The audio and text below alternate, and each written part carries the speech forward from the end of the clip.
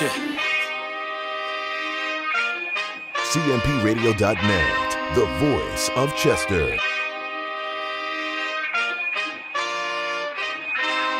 Scots and Maserati. Ha. I'm giving them hope. You giving them hell. You fill it with pride. You send them to jail. I give them a dream, I said, and you'll never fail. Just don't ever lie, and don't ever tell. I'm giving them hope. You giving them hell. You fill it with pride. And you send them to jail. I give them a dream, I said, and you'll never fail. Just don't ever lie, and don't ever tell. Put it in your pocket, for they come and pocket you, nigga. That's when they sit you on your pocket with a Glock to you, nigga. He ran out of time, ain't make it to the hospital, nigga. His body cold, the stick inside him. He a popsicle, nigga. It always be the ones like guns, you know I got you, my nigga. That fuck around and rock you, and I ain't talking foxes, my nigga. They fuck around and pop you, and I ain't talking sock you, my nigga. I'm talking blood up on the floor, they gotta mop you, my nigga. I'm from a city where it's 2 schools, one you gotta go. Imagine if you had a funeral and don't nobody show it, gotta hurt. Even when you die, your baby mama heard you dead, she ain't even cry. Now who gon' raise your son? They ain't gon' teach him how to read, but how to raise a gun. They got him standing on the corner in the blazing sun. You know, when it's summertime, the Lord is taking some. It might just be your family that he taking from. I'm giving them hope, you giving them hell. You fill it with pride, you send them to jail. I give them a dream, I said, and you'll never fail. Just don't ever lie, and don't ever tell. I'm giving them hope, you giving them hell. You fill it with pride, you send them to jail. I give them a dream, I said, and you'll never fail. Just don't ever lie, and don't ever tell. Good afternoon, everyone. My beautiful, beautiful community, all my W.W.J.D fans and supporters. Welcome to another segment of W.W.J.D special interview. And as promised, I always try to keep my promises because I know y'all will talk about me like a dog with no eyes and a half of a tail. I have our deputy mayor, father, good man, good friend, Will Morgan. Yes, my guy. Thank you for having me. Man. I appreciate you for being here, and I apologize for my tardiness, but again, I'm thankful and gracious to be in your presence. Hey, man, you the deputy mayor, man. You could be a little 10, 15 minutes late, man. Hey, respectable. Handling city business and family business, so you know. So one thing that we're big on here at WWJD is a word of the week. This week will be no different. This week word is contiguous. The definition is sharing a common border or touching. Thinking about that word and what are some of the first things that come to mind? Sharing a common border, touching. A common border and touching. I mean, for me, obviously, the first thing I think about is community in the city of Chester.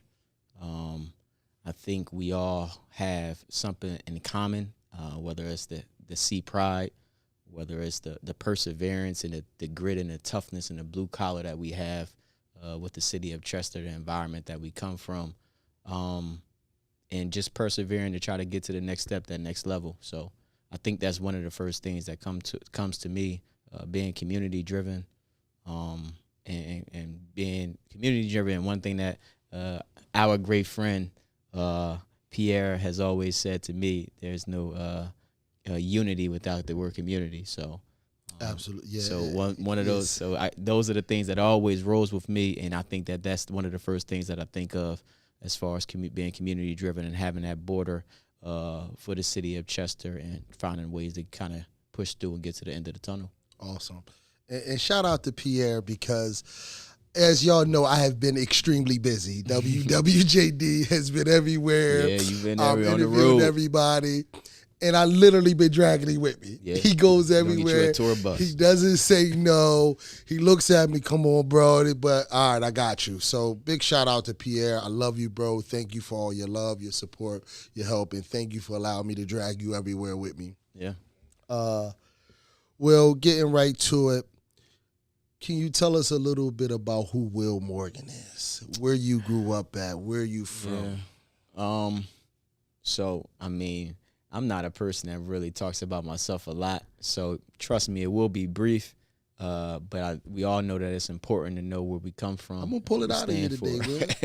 But, obviously, Will Morgan, born and raised, grew up on the east end of Chester, primarily East 24th Street.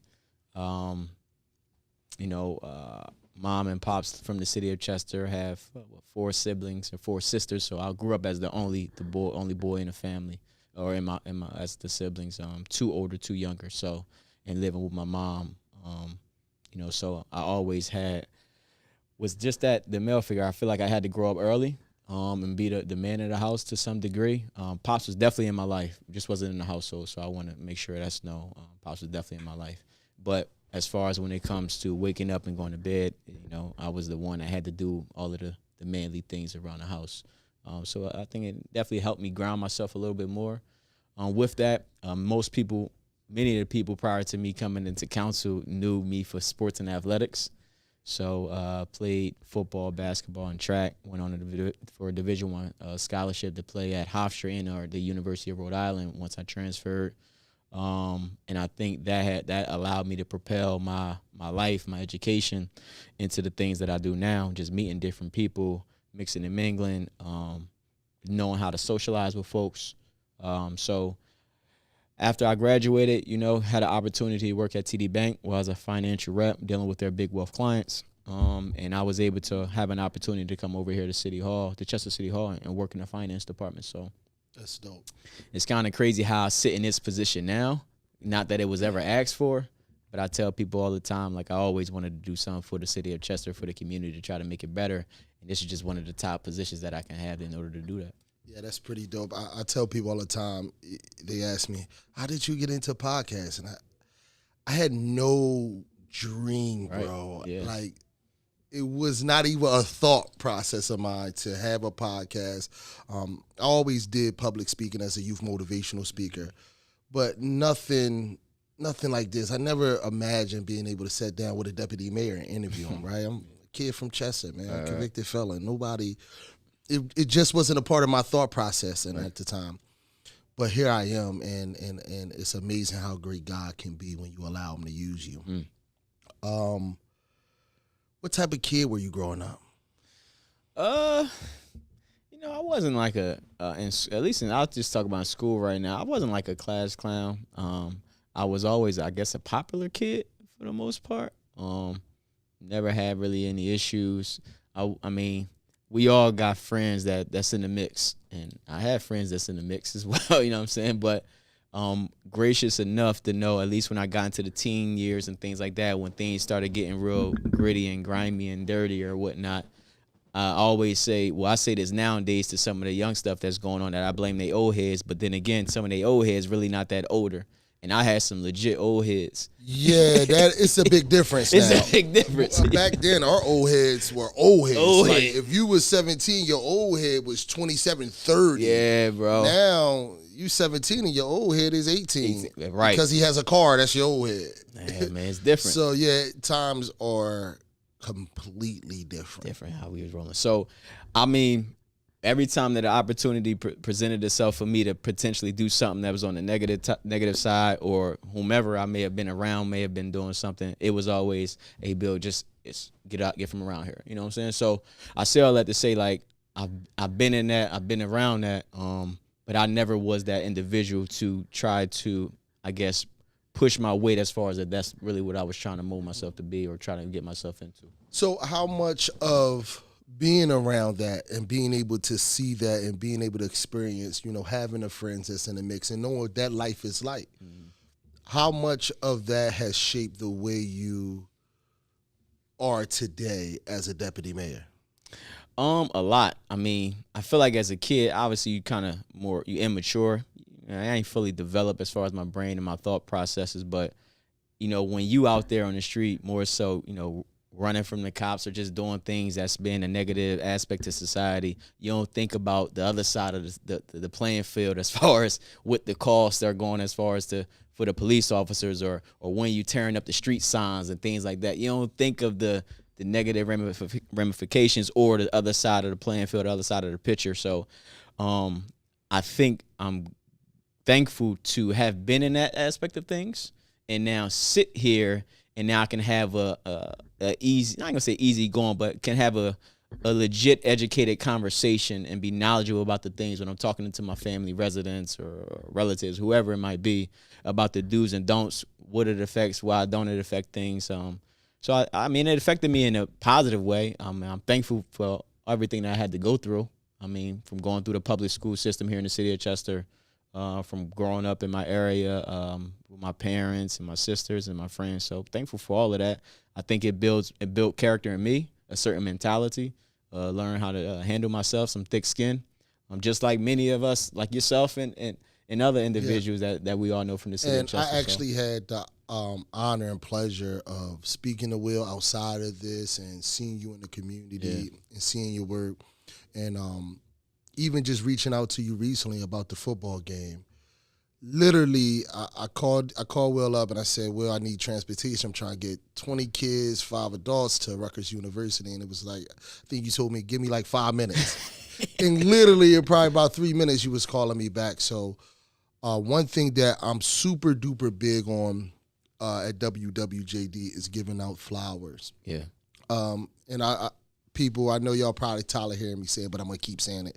But it stems from a statistic that states that most men don't receive their first bouquet of flowers until their funeral. So this WWJD on behalf of CMPRadio.net would love to just be able to give you flowers and say thank you, bro, for your dedication and all the work that you do in the community. Yeah. It is much needed, and we really appreciate you. Man, thanks. I appreciate that, bro. Absolutely. So moving on, middle child, Will Morgan, 2 older, 2 younger. Yeah. The only boy that you had to fight. Not that much. Not really fights. It's a little bit more of a being stern with the sisters. Letting them know, like, I mean, if I see that, then it's gonna be a problem. We're gonna have to address it.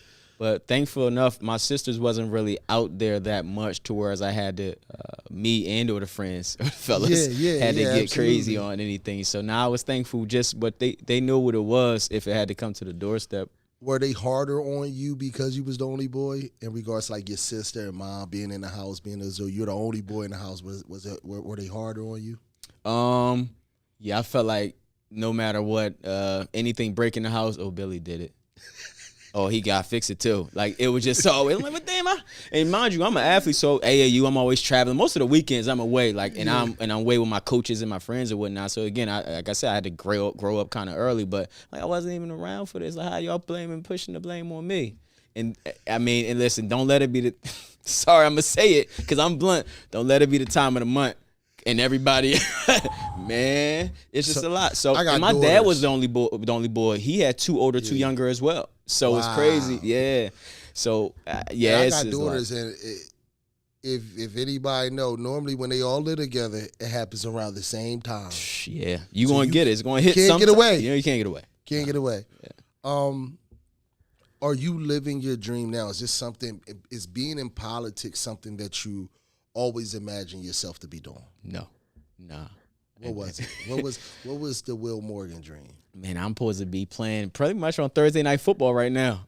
Tonight, I'm supposed to be strapping the chin strap up right now, getting ready for the night. So the goal and plan was always to play in the National Football League, man, or make it to that level. So, and many people in the city know me for that, for my athletic ability and definitely playing youth football. And I didn't go to Chester High School. I actually went to Cardinal here. That's where I went to school at. Felt like it would offer me a better opportunity to get a full scholarship, and definitely did.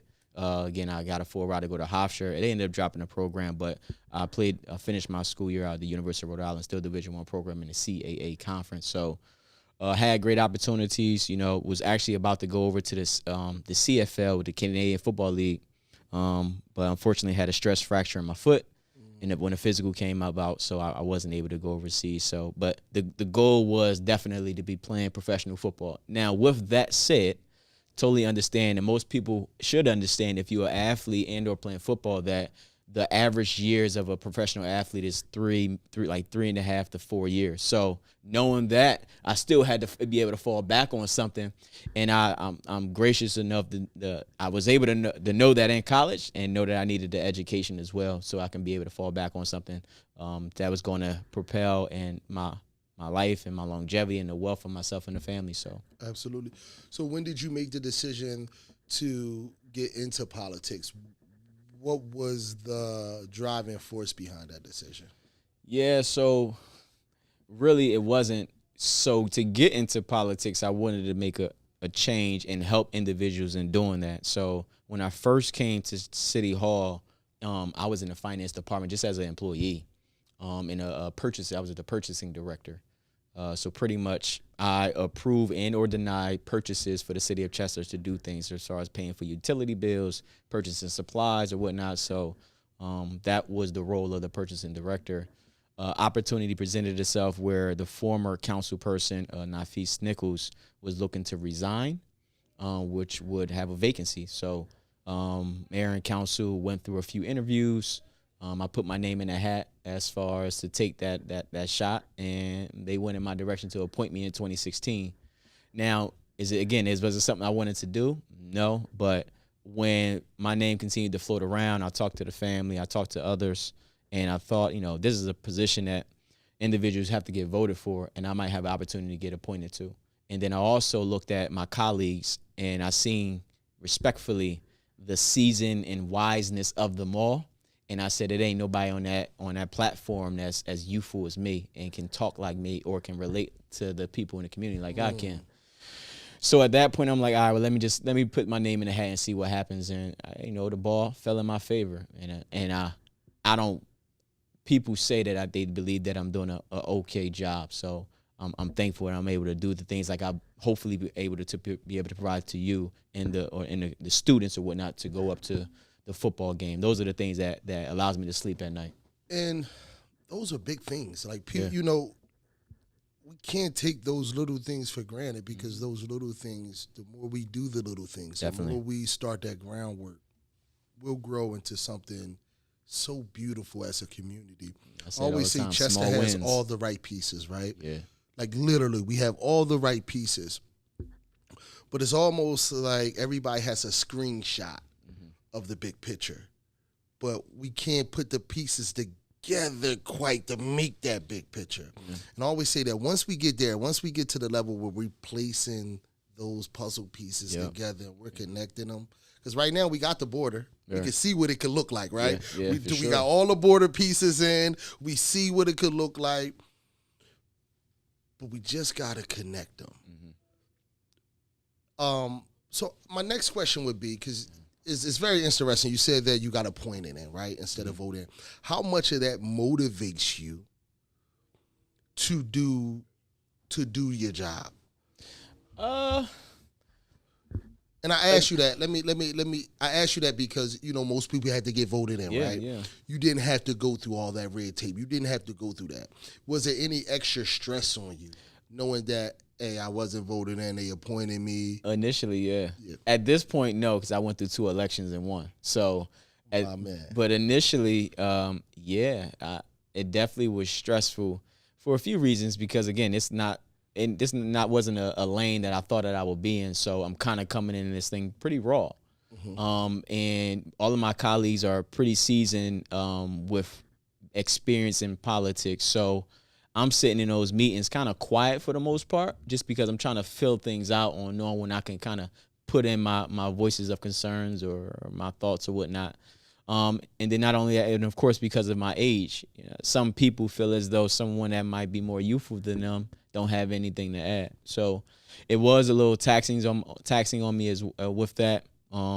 I heard it in the community from some people, whether they meant good or bad, that he was appointed and he wasn't elected by the people. And I kind of took that chip on my shoulder and I ran with it for that election that I had to win I ran in 2017, but sworn in 2018. So yeah, it was a little struggle, a little stress with that, but that's motivation, man. That ain't nothing that we ain't have to go through. Nothing. I mean, it is Absolutely. what it is. Yeah. And we dealt with that all our life. All our life. We Our from ancestors Chester. dealt with that. Like, that's just a part of it. That's how we get through. Fast forward, we're in 2022 now. What are some of the greatest things that you have learned from the first time that you was appointed until now? I guess probably just some of the things. I think there's a lot that I've been able to learn. I think I've been able to learn how to navigate the room a little better. When I speak, people listen now. So I'm thankful for that. But so I learned how to navigate the room, learn different people's personalities and character, and know how to talk to one person. Talking to one person is a little different than I might have to talk to somebody else. Absolutely. So I've been able to do that. Dealing with the community. I mean, I've always been a people person, always been sociable, but I do know that at times, respectfully, it can just be damn if you do, damn if you don't. Or they might not want to provide their credit. So, but at the end of the day, for me, I feel as though, and I know that I'm changing somebody's life, or hopefully I'm changing somebody's life in a positive, and it's most likely something that they wanted and or was warranted to be changed. So I always say, community leaders, community activists, people that's out there, right? You live your life in a fishbowl. Whether you want to believe it or not, whether you want to, people are constantly judging you. They're constantly looking at you. I go back and watch my own episodes of my shows, and I critique myself. Yeah. So I can only imagine, oh, he said that word wrong. He should have used that. I got people calling, yeah, you should have said it this way. No, I said it the way I said it. It happened, and we still here. We rocking and rolling, right? Yeah. How hard was that? Was that hard on you, hearing the negative stuff? Because we all go through that. Yeah. And how did it affect you? And did it touch your family? Like, how did that affect you in, being a father? Because we don't just hear it, right? Our families got to hear it. Yeah. Social media is so vast now that if your child has a cell phone and somebody says something about you, 9 out of 10, they might even know before you know. You get on it, yeah. So how do you deal with that, and has it affected your family? Yeah, it has affected my family, and it's crazy. I try to do my best not to take work or this types of things home, but it's hard to just drop your suitcase and not take it in the doorstep with you. So oftentimes I don't, and my family tell us all the time, like, I won't say secretive because I speak up on things, but I keep things close to my chest. And at times, like, hey, sometimes you could just get it out, just let it out, or we here for your vent, so you can vent to us or whatnot. But oftentimes, if I don't do that, we're like, well, we seen this was on the media or whatever case, and I'm like, oh yeah, that was on there. So, it affects them because they want to go into action. They want to go into more of the defense mode, and I'm just a laid back, chill individual. Towards I'm like, yeah, I mean, it's crazy, this, that, and the third, but we'll address it, or I'll handle it my way, or how I got to do so. So yes, it has affected them, just to the fact that they want to be protective of their brother or of their relative, their sibling, or their friend. So yeah, a little bit. But I try to keep everybody cool heads for the most part. Nice. Yeah. Who were some of the influencers in your life? My parents, they're the first ones I gotta look at because they were the first ones that really, for me to visualize, to see them waking up on a daily, going to work, coming home, providing. My mom, she I don't think it's a job in the country she ain't had, honestly, bro. Like, I don't know how she was doing it. She would probably work four jobs a day, and literally get like 2 hours of sleep. Like, so I don't know how she was doing it. So I would say them. And I'm just more ones that's connected directly to me. My uncle was a big influence, rest his soul.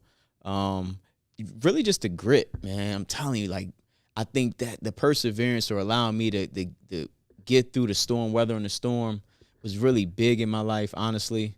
So those three individuals, when I look at stuff now, honestly, I feel like Barack Obama is a big influencer or inspiration for me.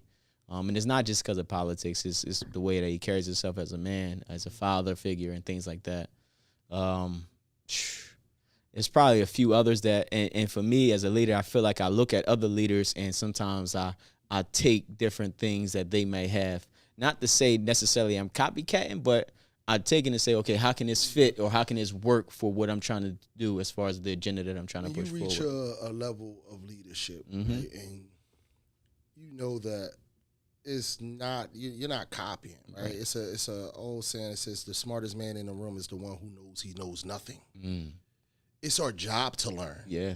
It's our job to educate ourselves. It's our job to. It's not copying. It's saying, "Wow, that was educational. Yeah. That works. Yeah. I'm going to use that." Because that's what, when I tell people, when I give people advice, I don't care where you use it at. Use it. Sure. Because it's also an old saying that the best way to keep knowledge is by giving it away. Because it's going to come back to you. So, yeah, you're not copying. And I tell people all the time, like, one of the things I use a few, like, different quotes or acronyms whenever I, like, speak to people. And I tell them, ABP, always be prepared. And then I always say, just be a sponge. Soak up all the knowledge and education you can get from no matter who it is or who you're talking to, because it can benefit you. You could flip it and put it into your own perspective and see how it can work in your benefit. So, yeah. Was there ever a time that being in the public eye, being a politician, working for a city like Chester, was there ever a time that you felt like you wanted to step away from politics? And what was it that kept you moving? I'm not sure if it was necessarily for me to step away, but I questioned myself. At times you just, well, not in times, but at this moment I was looking in the mirror.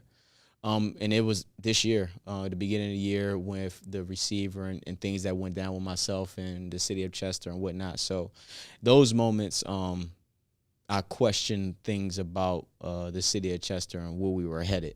I knew that I was solid in what I was doing and providing, but I never have to really go sit before a judge or have something really stripped of me in the way that, in the context that they were trying to do it. So yeah, that was a little bit taxing on me. That probably was the most taxing, because the elections that we've had recently for myself, and truthfully, it wasn't a real big campaign for those. So I won't say those were those moments, but probably the one that we just had recently in 2022. What helped you get over that? What were some of the things that you said to yourself? What were some of those quotes that you used to get you through? Well, I think for me, it was just knowing my worth and knowing what it was. Like, I was like, I mean, though I shouldn't be worried, I also got to testify in front of the judge. So I know I should be fine, because I felt like whatever I've done, it was for the betterment of the people. Not for myself. Like, I ain't doing nothing to get the hell above. Like, so I think that's what helped me, just being able to look in the mirror, like, you straight, you strong.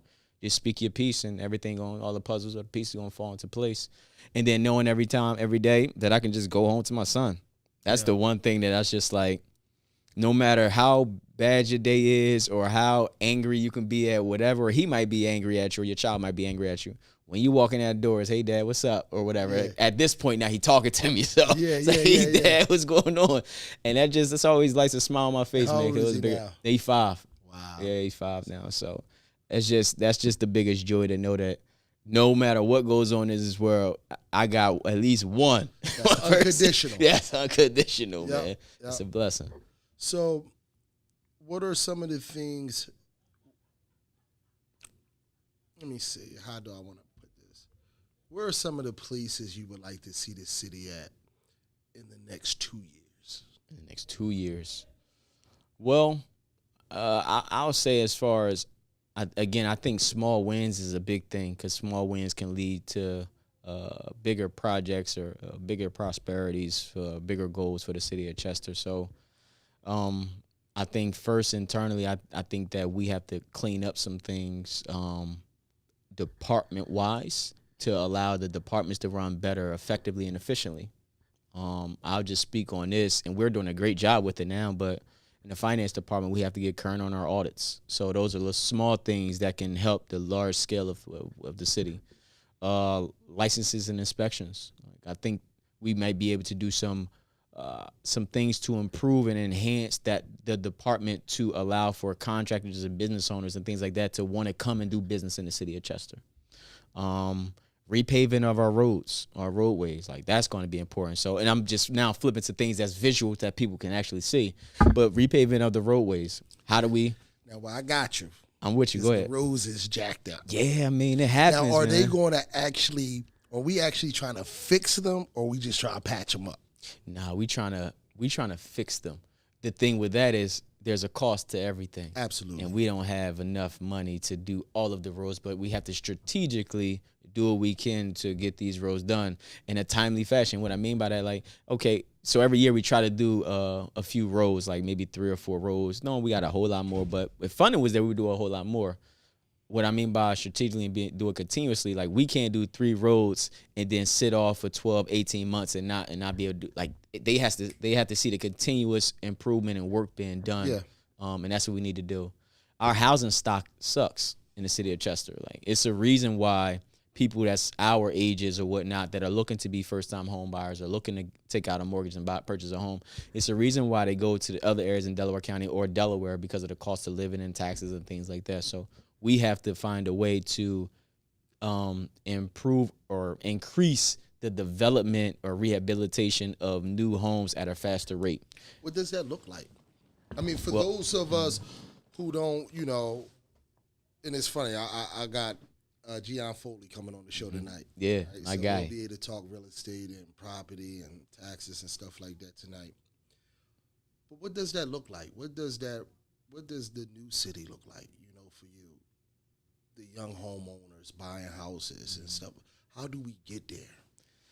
I think unfortunately it's never one thing to get to the end goal that's kind of blossoms the city, but you got to look at the city government and what type of incentives we offer for families or teachers or police officers, firefighters, doctors, whatever the case may be, to want them to have their family here and raise their family here. So I talk about all the time, and you see it in other developments, but it's a like live, eat, and play type of thing that they talk about, and we don't offer that. Like we don't offer really a solid, modern looking live type of aspect here in the city of Chester. Eat. We ain't got many eating places in the city of Chester. Respectfully, we don't. I mean, we have the locations that are doing some of the caterings and things like that. But for the most part, honestly, we don't have a large scale of that here in the city of Chester. And then when you go right out on the outskirts of it, most of the time it's a bunch of fast food places. So, and then as far as for play, we may have some play locations. A lot of event spaces now are going on. And we have a waterfront, probably one of the beautifulest waterfronts along the Delaware River. It's just underdeveloped. And it doesn't mean that it has to be a bunch of buildings. It just means that people can access it safely. Number one, be able to access it safely, crossing the street, walking across the street, and be able to lounge down there with their family. Maybe it's benches that you put down there, similar to what they got up at Spruce Street Harbor in Philadelphia. It's not a bunch of buildings in that area. It's some trees and hammocks, some ice cream parlors and things like that. Things that's just going to bring people out the house and just have an enjoyable time. So absolutely. I think those are the things that we need to look at, how we can do that. So it's partially what it looks like. But I'll go back real fast. We built some houses in 2018, 2019 called the Arbor Estates right in the Nova Vista area. I think it's it's not 18th Street. But around that area, Nova Vista area, across from the Salvation Army. Great homes, I think we built maybe 5 of them. That's amazing. The issue with that I have is it's only 5. And that's the first houses the city built in pretty much like 8 or 9 years. Wow. That's not enough, which is why people are walking and crawling away from us. So we have to find ways to build houses at an increasing rate. We have to partner with the school district and make sure that people trust our school district, trust our teachers in the way, the direction that it's going in. And I believe the school district is going in a great direction as far as the leadership. I don't know. I can't speak on the curriculum, but I can speak about the leadership. And I don't want to speak too fast, but so I work for Safe Corridors. I'm one of the leads for Safe Corridors. And shout out y'all for doing all of it for the Safe Corridors, man. I've been seeing y'all out there every day, bro. It's shout awesome. out to Jonathan King. Yeah. Right? Incredible man. Very transparent, man. Very accessible. Mm-hmm. And I love doing it, bro. Yeah. Like, it's amazing to see men and women from our community. Mm-hmm. Moms, dads, brothers, sisters, aunts, uncles. We are out there every morning, every afternoon, rain, hail, sleet, and snow. I was out there, and it started raining. I went and got ponchos. And it was the cheap ponchos because it caught us off guard. Yeah. So I went and got the dollar ponchos. I was out there in a poncho. I had my New Balances on with some jeans on, soaking wet. I wasn't going to leave. And Chester High hasn't had any fights yet this year. we are out there. We in the alleyways. We at the stores. Yeah. We all up and down 9th Street. So big shout out to the men and women that's a part Shout out to all of them, Safe man. Corridor. And big shout out to Jonathan King for allowing us to be able to provide this service. And actually, And it's a paying job, right? We would have did it for free. Yeah. But the fact that he knows that it's still mothers, they're still fathers, Yes. they're still community members, and they still need help. Yeah. It's beautiful, bro. Yeah. I love it. And seeing, I'm like you said, there's people from our community that's out there, like, y'all dependable. Y'all ain't gonna fail them children as they crossing the street or walking to school or leaving the school, whatever the case may be. Absolutely, because we Yeah, know so- them. yeah. They are nieces, they are Yeah. nephews, they are children. That's important, man. So the fact that we're out, we're extra protective of them. And I love the fact that, at first you had a couple parents and stuff, they don't really wave in the morning at first, but now they waving, right? Because now they see the consistency. Yeah. Oh, they not going nowhere. This wasn't a first day of school thing. This wasn't a second day of school thing. No, we out there, and we at every school in Chester Upland School District. That's dope. Every school. So, and it's amazing. It's amazing to be a part of that. I love seeing us come together like that as a community. It's really dope. And honestly, I've never seen a better partnership with the police. Like, literally they're talking to us. They're asking us, hey, can we get you guys there? Can we get you guys posted there? And that's dope. Yeah. Because we need that, right? We need that connectivity. We need that relationship to be stronger between police and community. And do we have bad cops? Absolutely. Right? Yeah, That's just no. being real. Yeah. We got cops that's not from our city, that's here policing our city and policing children that they don't know, of parents that they don't know, of houses that they never been in, that they never sit in, and they never been in these neighborhoods, they never sat in our parks or nothing. So we do have that issue, right? And I always say the first step to correcting any problem is admitting that we have one. But we do have some great police officers. Yeah, for sure. We do. More great than we do bad. Yeah, no, 100%. Right? And so I want to say that the people that I'm speaking to, the police officers, the captains, and that's outside in front of those schools that I speak to, they're good people. Stand up. That's Yep. right. That's good. And I've never seen a connection. So it's beautiful just seeing that. Yeah. And And that's good, bro. I mean, and if there's anything that they can do to support you all, if y'all need to sit down or whatnot, to have more collaboration on what needs to happen to make it all even be more effective than what it already is, please don't hesitate to reach out, man. We want that collaboration. We want that partnership with the community and with what the Safe Corridors are doing. So absolutely, and feel free to reach out to Jonathan King, bro. Yeah. And if you can, I am one of the leads, one of the spokesmen for Safe Corridor. So feel free to reach out to me, and I will reach out to him because he is very busy. And I tell people, I talk to him every morning, every afternoon, every night. So if you can't get in touch with him, just make sure you get in touch with me, and I'll make sure I set it up. But we got to keep it going. Whatever we got to do to build on that, we got to, right? It's a must. Yeah. And I always tell people, go to the Safe Corridors website and just donate. I didn't know they had a website. Yep, we have a website. Go to Safe Corridors website and donate. I'll be posting it on my social media. Please do. And I was talking to Dave Galuch. Shout out to Dave Galuch, man. Dude shows up everywhere, bro. Dolo, by himself, right?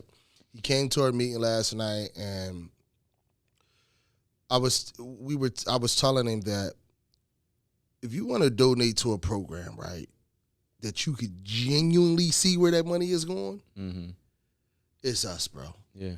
It's literally going back into our community. It's literally going back into us hiring more people to be out there with our kids, right? It's that type of program. The transparency is there. You see us. It's nothing like, oh, we somewhere in the office or we're somewhere where you see us. Yeah. They're out there. We're all up and down 9th Street. We're at every school in Chester Upland School District. Right. The more funding we get, the more community members that we can have. And the more community members, moms or dads or brothers and sisters, that we can actually pay. Yeah. And not just no light pay. This is $20 to $25 an hour. Yeah. It's good money. You know what I mean? So this is beautiful. But enough about enough about us, right? So back to you, bro. And just wrapping up. What are some of the things that you would say would be what are some of the things that you would say would be your weaknesses, and what are some of your strengths? Weakness is probably I'm probably too patient. And I probably give some individuals the benefit of the doubt more than what they deserve, to some degree. But I'm a patient individual. Like I encourage people to prove me wrong. Go ahead, do what you got to do, prove me wrong. Now, if you fail at that, then there's probably no turning back. But I'm very patient. I'm a person that like to be hands-on, so at times I had to learn how to delegate. At times, my emails would pile. They still pile up now, but they'll be piling up, and I'll be trying to let me check this out. And I'm like, well, hold on. This is in their wheelhouse. Handle this for me, or handle this for us. You really, at some degree. So I would say being patience is probably some form of a weakness, though it can be a positive. I think that it has slowed down some progress within myself and probably other areas as well. And knowing how and when to delegate a task is a weakness that I'm still improving on, I would say, because I'm very hands-on. I like to be hands-on because I like to be in the know. I'm the person who has to sit on the platform and answer to the community. So, a strength, I honestly feel like I have many, but just talking right now, and the first thing that's going to come to mind, I do feel like I'm a great leader. I feel like people in the department, in this community, they see me and they want to follow my lead. And it's not that I want them to follow me. Like, I don't mind having somebody on the left and on the right of me to say, hey, we're going to attack this together. Like, I'm an ultimate team player. But I think that I'm a great leader, and I'm built to do some great things for the city of Chester. So that's just one of the strengths that I would say that I have. And I'm a very sociable person. Like, I can go in any room and deal and talk to anybody. And it's not that I'm changing who I am at all. I know how to work the room. It's a blessing. It's a gift. Yeah, for sure. Not everybody could do it. Not everybody could do it. Will, man, thank you so much, right? Thank you for allowing us to be here. Thank you for having us.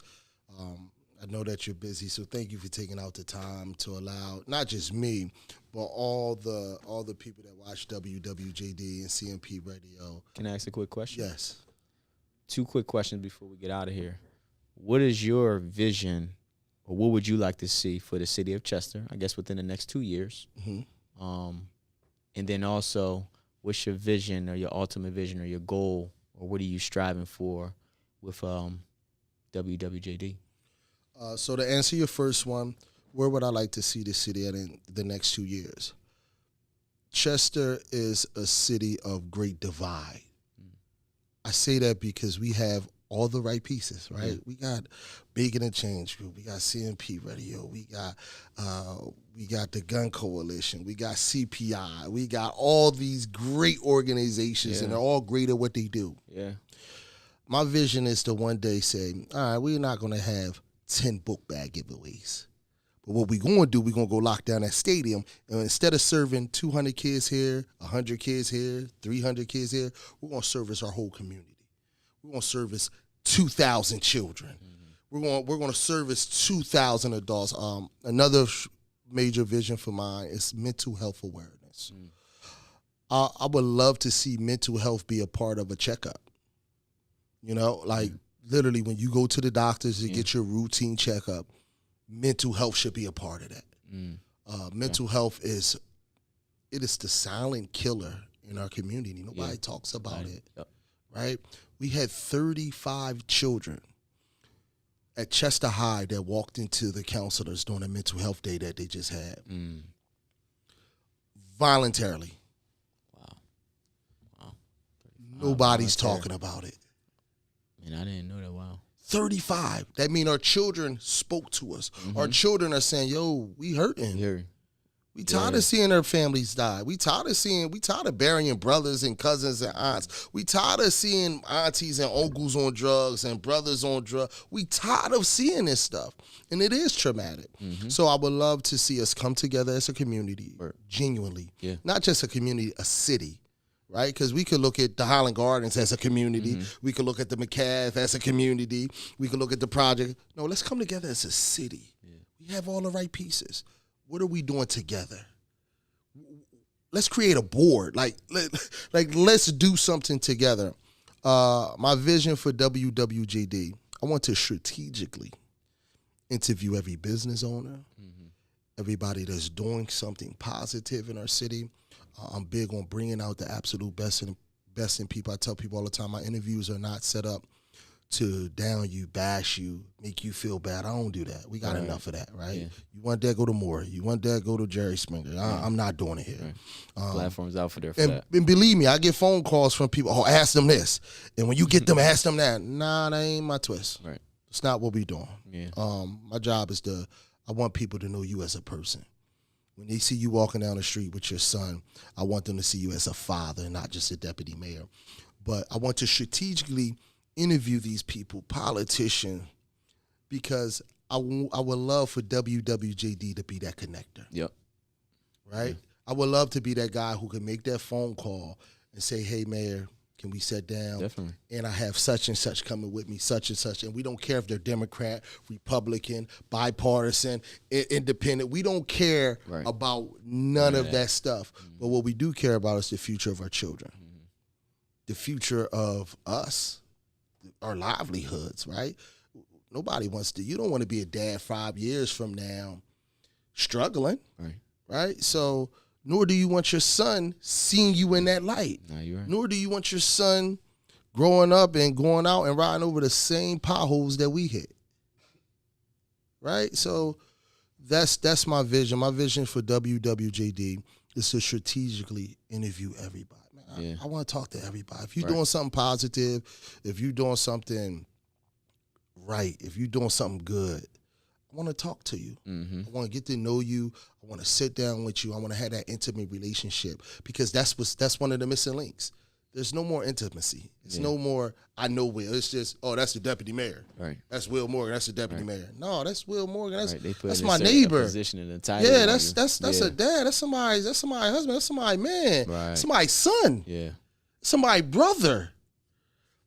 That's the objective.